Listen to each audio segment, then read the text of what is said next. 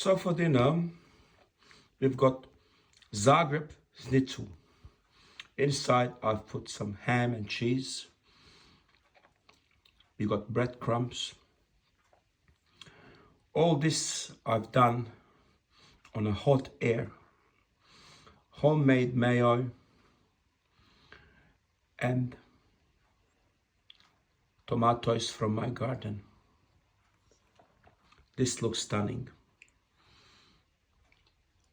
So there you go, another meal from theartofcooking.com. Very easy to make. You put the chicken in the breadcrumbs inside, you cut it, and you put some ham and cheese, and that melts while you cook it. And as I said, I prefer no calories, hot air cooker, which I've got. Same with the vegetables, I prefer them steamed in a steam cooker that I've got. We go healthy. So there you go.